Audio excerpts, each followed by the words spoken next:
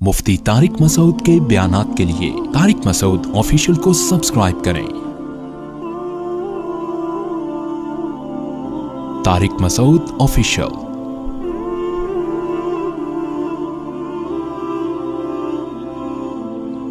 देखें, एक मसला खूब अच्छी तरह से समझें। कसाई हज़रात जानवर ज़बा सुन्नत के मुताबिक आजकल नहीं करते। समझ रहे हैं? जानवर ज़बा करने का तरीक़ा ये है कि उस पे जब छुरी चलाएं तो उसकी 4 रगें कटती हैं, एक खाने की नाली, एक सांस की नाली और 2 खून की नालियाँ होती हैं। ये कटती हैं तो खून प्रेशर के साथ निकलना शुरू। उसके बाद जानवर को छोड़ दें, वो बड़े आराम से कट जाती हैं। वह ऐसे करेंगे कट जाएंगे। जानवर को छोड़ दें ताकि उसका ब्लड अच्छी तरह बॉडी से निकल जाए। ज़बह करने का जो फ़लसफ़ा है उसकी बुनियाद यही है कि जानवर का खून निकल जाए। खून एक गंदी नापाक चीज़ है ना। कसाईयों के पास टाइम कम होता है। जैसे जिन ख़वातीन जो गायनी के डॉक्टर के पास जाती हैं ना और बच्चे की डिलीवरी का वक्त हो तो डॉक्टरों के पास टाइम, बोलो भाई, कम होता है। जो नेचुरल प्रोसेस है डिलीवरी का उसमें 1 हफ़्ता भी लग सकता है, 2 दिन भी लग सकते हैं। बाज़ दफ़ा दर्द उठ रहे हैं, ख़त्म हो गए, चलो जी वापस जाओ, जब दोबारा हो तो दोबारा आना। बहुत से डॉक्टर ये टेंशन नहीं लेते। उनके पास चापड़, छुरी, चाकू हर वक्त अवेलेबल होते हैं और कसाई भी उनके पास हर वक्त मौजूद होते हैं। भाई नहीं हो रहा, काटो और बच्चा बाहर निकालो। तो वो क्या करते हैं, ऑपरेशन करके पेट वेट काटा, भाई टाइम नहीं है हमारे पास। उन डॉक्टरों की बात कर रहा हूं जो मेरा बयान इस वक्त नहीं सुन रहे। समझ रहे? तो जैसे गायनी की जो डॉक्टर्स हैं उनके पास नेचुरल डिलीवरी का टाइम, जो प्रोसेस है नेचुरल, उस तक इंतज़ार का टाइम नहीं होता। तो उन्होंने चापड़ लेके बुकते बुकते लेके औरत का पेट काटा और बच्चे को बाहर निकाल के सी दिया। बार बार ये प्रोसेस हो तो जिप लगा देंगे कुछ दिनों में, आप देखना। भाई 2-3 बच्चे हो गए, बार बार क्या काटना, जिप लगाया, पेट में जिप लगा देंगी डॉक्टर्स कि भाई दोबारा आओ, बस यहीं से निकाला करो। वो जो वंस अपॉन अ टाइम बच्चे पैदा हुआ करते थे, ख़ास तरीक़ा होता था, माएँ चीखती थीं, दर्द होता था, फिर बच्चा पैदा हो गया। फिर अल्लाह ने भी कुरान में बयान किया, हमलतहु उम्मुहु कुरहन व वज़अतहु कुरहा, माँ का बड़ा हक़ है, तकलीफ़ से जनाए उसने, कुरान ने बयान किया। तो वो तकलीफ़ डॉक्टरों ने उठा ली है कि अब आपको टेंशन लेने की ज़रूरत नहीं है, हम हैं, बुकते बुकते लेके चापड़ वापड़ लेके बैठे हुए होते हैं वो। तो जो हमारी औरतों के साथ हस्पतालों में बेड़ा गर्क हो रहा है ना, अल्लाह की पनाह है वो। तो वही हिसाब कसाई भी करते हैं जानवरों के साथ। इनके पास भी टाइम नहीं होता कि जानवर तड़पे, उसका खून निकले।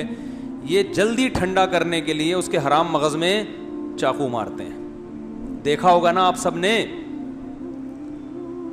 भाई 4 रगें काटी, अब जानवर तड़प रहा है, खून निकलने तो उसका ना ना ना टाइम नहीं है, अभी वसीम का बैल भी गिराना है, सलीम ने भी राब्ता किया हुआ है, टाइम कम है, मुकाबला सख्त है।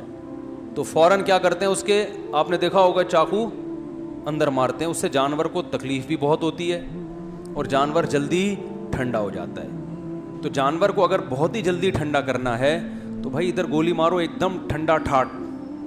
इस टेंशन की ज़रूरत ही नहीं है कि 4 आदमी पकड़ के रस्सी बांध रहे हैं, 6 आदमी उसको गिरा रहे हैं, गर्दन घुमा रहा है। बैल भी देख रहे हैं कि 10 दिन से तो मेरी ऐसी सेवा हो रही थी, इतना प्रोटोकॉल, अभी अचानक हो गया इन लोगों को। तो खाम में बैल को भी टेंशन में डाल दिया आप लोगों ने। तो भाई अगर यही ठंडा ठाठ ही करना है, टेंशन ही नहीं लेनी है, तो इधर गोली मारो, ख़त्म। या और आसान तरीका, इधर एक चापड़ मारो उसके गर्दन पे, पीछे से कट जाएगा एकदम, गर्दन अलग। अरे वो आजकल तो मशीनें आ रही हैं, यहाँ रखोगे एकदम गर्दन क्या हो जाएगी, अलग। 2 मिनट लगेंगे, ना बांधने की टेंशन।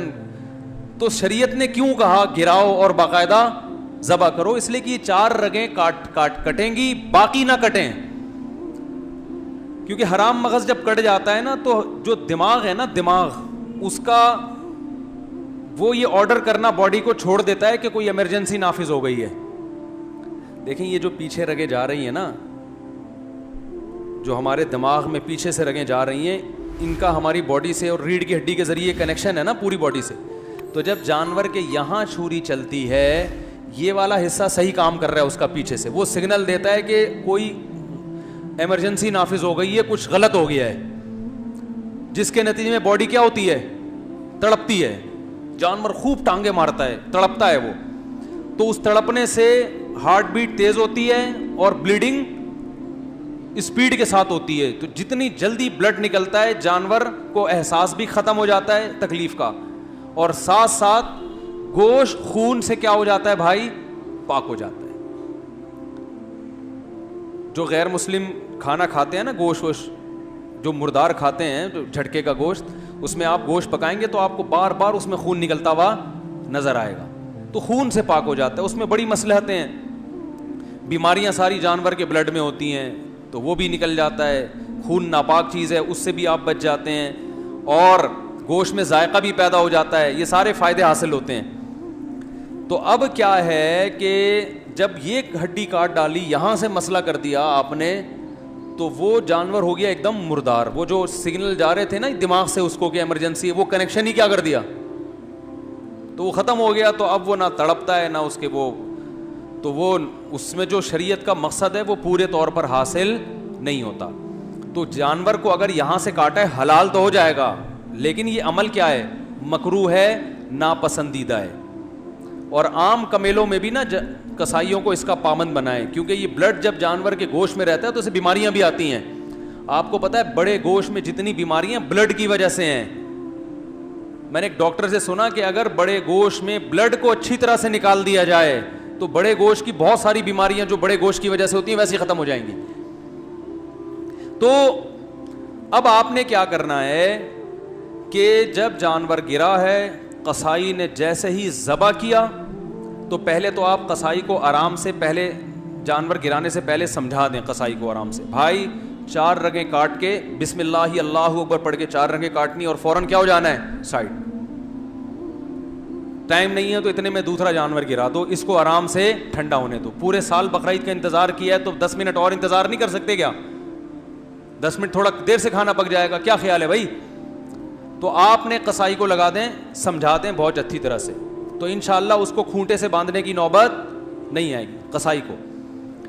پھر بھی اگر نہیں مان رہا ہے, جیسے کہ نہیں مانتے, بہت سے قصائی نہیں مانتے, آپ ان کو 100 دفعہ سمجھاؤ بھائی 4 رگیں کاٹ کے چھوڑ دو, وہ نہیں مانے گا. تو پھر اس کا طریقہ یہ ہے کہ جتنے بندے جانور پر تھے وہ جانور کو چھوڑ پہ کس پہ آ جائیں, قصائی پہ آ جائیں. جانور اب کہیں نہیں جائے گا, گردن اس کی کٹ گئی ہے, پاؤں بندے ہوئے ہیں, 2-4 دفعہ کھڑا ہوگا کلا بازی کا, وہ نہیں بھاگنے والا, اب کسی کو سینگ وینگ نہیں مارے گا, بے فکر رہیں. اب سارے بندے جو جانور پہ تھے کس پہ آ جائیں, قصائی پہ آ جائیں, اور جس کھونٹے سے جانور بندھا ہوا تھا تھوڑی دیر کے لیے اس کھونٹے سے اس قصائی کو باندھ. قصائی لوگ کہتے ہیں مفتی صاحب ہماری توہین کر رہے ہیں. میں آپ کی توہین نہیں کر رہا, کیونکہ آپ یہاں تک نوبت آنے ہی نہیں دیں گے, آپ تو 4 رگیں کاٹ کے الگ ہو جائیں گے, لہذا میں آپ کی بات کر ہی نہیں رہا. لیکن پھر بھی اگر آپ الگ نہیں ہو رہے تو آپ خود بتاؤ آپ کے ساتھ اور کیا کیا جائے پھر اس کے علاوہ. اور چونکہ قصائی حضرات ہوتے ماشاءاللہ صحت مند ہیں, اس لیے میں کہتا ہوں کہ جتنے آدمی گائے پہ تھے نا وہ سارے کے سارے ادھر آ جائیں, کیونکہ اس طرح کا جو قصائی جو قابو میں آنے والا نہیں ہے. گائے کی لات برداشت ہو سکتی ہے, اس کی لات بولو بھائی وہ برداشت نہیں ہوگی. تو سارے اس پہ آ کے جس کھونٹے سے اس کو باندھا ہوا تھا, وہ بھی کرائے پہ اکثر لوگ کھونٹا لیتے ہیں, وہ کام آ جائے گا, ضائع ہونے سے بچ جائے گا نا, اس پہ باندھ دیں. جب ٹھنڈا ہو جائے تو پھر اس کو کھولیں, بولیں اب تم جانو اور بچھڑا جانے. سمجھ رہے ہیں کہ نہیں سمجھ رہے؟ ایک مسئلہ تو یہ. اور یہ عام طور پہ بھی جب گوشت خریدا کریں نا تو اس میں بھی کوشش کیا کریں, اگر یہ آپ کے لیے ممکن ہے تو جانور اپنے سامنے کٹوا کے بس اتنا کٹوایا کریں. اس کے نقصان کیا ہیں؟ حرام مغز کو کاٹنے کے پہلی بات خلاف سنت, ذبح کرنے کا سنت طریقہ نہیں ہے. دوسری بات جانور کو تکلیف ہوتی ہے, بہت ایک دم تڑپتا ہے جب اس کے لگتی ہے نا. تیسرا نقصان کیا ہے کہ گوشت میں بیماری باقی رہنے کا خطرہ ہوتا ہے بلڈ کے رہنے سے. چوتھا نقصان گوشت کے ذائقے میں بھی کمی آتی ہے, اور گوشت جلدی بھی, پانچواں بھی گوشت جلدی بھی خراب ہو جاتا ہے. اگر بلڈ اس کے اندر رہتا ہے نا تو گوشت پھر خراب ہونے کا پروسیس بھی بڑھ جاتا ہے. تو یہ 5 نقصانات سے بچنے کے لیے تھوڑا سا آپ کو ہمت کرنی پڑے گی. دوسری بات یہ ہے کہ جب قصائی سے جانور ذبح کروائیں تو اس بات کا اہتمام کریں کہ بہت سے غیر مسلم بھی بقرعید کے دنوں میں قصائی بنے ہوئے ہوتے ہیں. غیر مسلم کا ذبیحہ حلال نہیں ہے, یعنی اگر وہ ذبح کرے گا تو اس کا کھانا حلال نہیں ہے. سمجھ رہے ہیں؟ تو شک نہ کریں کسی قصائی کے بارے میں بلا وجہ, لیکن ہلکی پھلکی سی تحقیق کر لیں. مشرک کا ذبیحہ بھی حلال نہیں ہے, جو اللہ کے سوا کسی اور کو بھی مختار کل, مشکل کشا, حاجت روا سمجھتا ہو. عید کی نماز 6:40 پہ, بہت دیر سے نہیں ہو رہی؟ اچھا چلو, بہت دیر سے ہو رہی ہے یار. بقرعید میں تو لوگ ایسے اسپیڈ میں ہوتے ہیں. چلو بہرحال 6:40 میں. تو توحید پرست ہونا چاہیے. تو آپ پہلے سے جانتے ہیں اگر تو ٹھیک ہے, نہیں تو آج کل آپ کو پتہ ہے خود مسلمانوں میں شرک بہت تیزی سے پھیل گیا ہے. کسی ایسے سے ذبح نہ کروائیں جو بالکل بلا تعویل آپ صلی اللہ علیہ وسلم کو حاجت روا, مشکل کشا, ہر جگہ موجود, تو اللہ اور رسول میں کوئی فرق ہی نہیں چھوڑا اس نے. تو اس طرح بھی اگر ہے تو پھر بھی ذبیحہ حلال نہیں ہوگا, چاہے وہ شیعہ میں ہو, دیوبندی میں ہو, بریلوی میں ہو, اہل حدیث میں ہو, کسی میں بھی ہو. مسلک کی بات نہیں ہے, بات ہے شخصیت کی. کہ کوئی شخص بھی اس عقیدے کا حامل ہے تو اس کا ذبیحہ حلال نہیں ہے. وہمی بننے کی ضرورت نہیں ہے کہ اب آپ ہر آدمی کے لیبارٹری ٹیسٹ کروانے لگیں کہ کیا عقیدہ ہے تیرا. جس کے بارے میں سیاق و سباق حالات سے لگ رہا ہو کہ یہ گڑبڑی ہے تو پھر اس سے پوچھ لیں. سمجھ رہے ہو؟ نہیں تو نارملی سب الحمدللہ توحید پرستی ہوتے ہیں. 2 باتیں ہو گئی ذبح کرنے سے متعلق. تیسری بات, بہتر یہ ہے کہ ذبح خود کریں.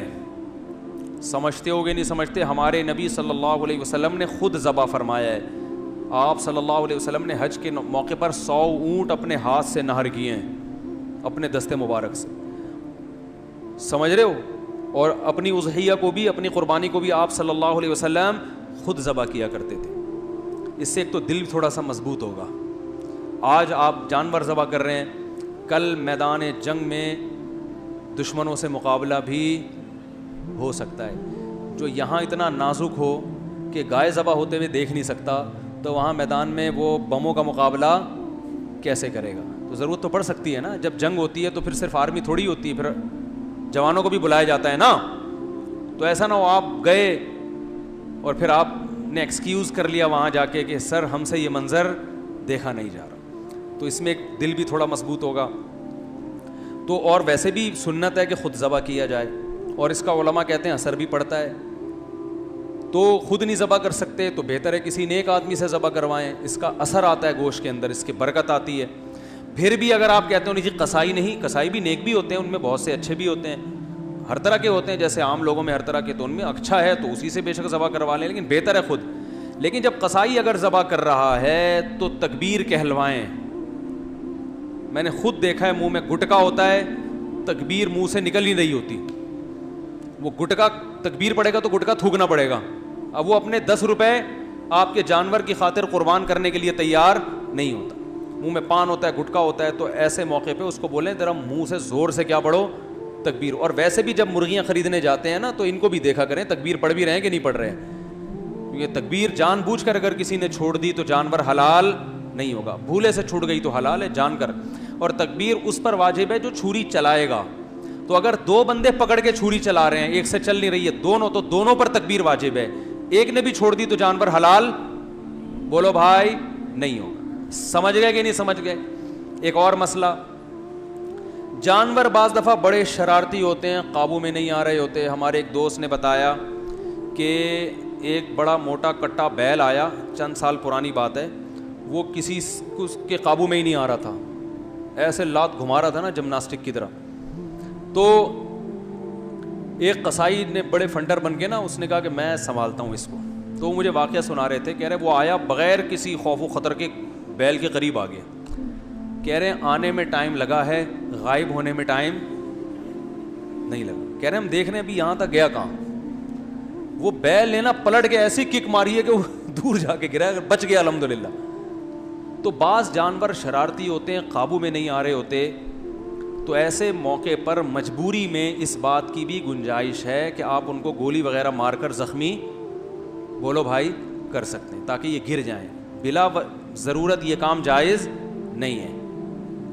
ایسی شدید مجبوری میں بے ہوشی کا بھی آپشن ہے, اگرچہ بے ہوش کر کے جانور کو ذبح کرنا عام حالات میں جائز نہیں ہے, لیکن ایسی مجبوری میں بعض ہوتے ہیں نا ہر قسم کے. اور آسان حل یہ ہے کہ اگر جانور آپ سے نہیں گر رہا, جانور گرانے کے چکر میں 20-30 لوگ بعض دفعہ گر جاتے ہیں, وہ کہتے ہیں یار ذبح اس نے ہونا تھا, وہ ہم رہے ہیں.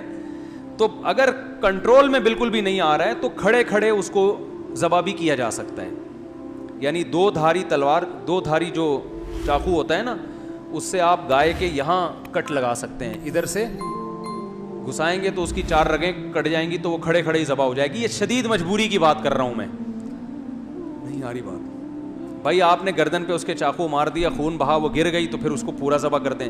تو مجبوری میں اس طرح بھی کرنا جائز ہے. سمجھ رہے ہیں کہ نہیں سمجھ رہے ہیں؟ تو ایک مسئلہ یہ ہو گیا. اہم ترین مسئلہ ایک یہ بھی ہے کہ جانور کے قربان ہونے کے بعد گائے میں جو شریک ہیں تو ان کا گوشت تول کے تقسیم کرنا واجب ہے, اندازے سے تقسیم جائز نہیں ہے, چاہے سب شرکا راضی ہی کیوں نہ ہو. کیونکہ گوشت سودی اموال میں سے ہے. اس میں جیسے 10 روپے کے بدلے میں آپ 11 روپے نہیں لے سکتے, تو گوشت میں 1 پاؤ 1 چھٹانک گوشت بھی دوسری طرف چلا گیا تو وہ سود کے حکم میں آ جائے گا. اس کے دلائل کسی وقت تفصیل سے بتا دوں گا, پہلے بتا بھی چکا ہوں. ابھی فی الحال اتنا ذہن میں رکھیں کہ 7 حصے جو گوشت کے کریں گے تول کے تقسیم کرنا, بولو بھائی, ضروری. اگر تقسیم ہو رہی ہے, تقسیم سے بچنا چاہتے ہیں تو 7 حصوں میں کلیجی ملا دیں, تاکہ ادھر گوشت اگر زیادہ گیا تو کلیجی کے مقابلے میں ہو جائے. جیسے 10 روپے کے بدلے میں 11 روپے اگر لینے ہیں تو 10 روپے کے ساتھ کوئی ماچس واچس کوئی ٹرافی ملا دیں گے تو جائز ہو جائے گا نا, تو اضافی 1 روپے اس ٹرافی کے مقابلے میں ہو جائے گا, ماچس کے مقابلے میں ہو جائے گا. تو ایسے ہی گوشت کی جب 60 ڈھیریاں بنائی جائیں تو ہر ڈھیری میں تھوڑی سی کلیجی ملا دیں, اور شروع میں کلیجی کی جو 60 ڈھیریاں بنائیں تو ہر ڈھیری میں تھوڑا سا گوشت ملا دیں, تو پھر تول کی ٹینشن سے بچ جائیں گے. نہیں آ رہی بات؟ آسان ہے یار, خلاصہ بتا دیتا ہوں. گوشت تول کے تقسیم کریں اور کلیجی بھی ہر ایک میں تھوڑی تھوڑی ملا دیں, بس اتنا کافی.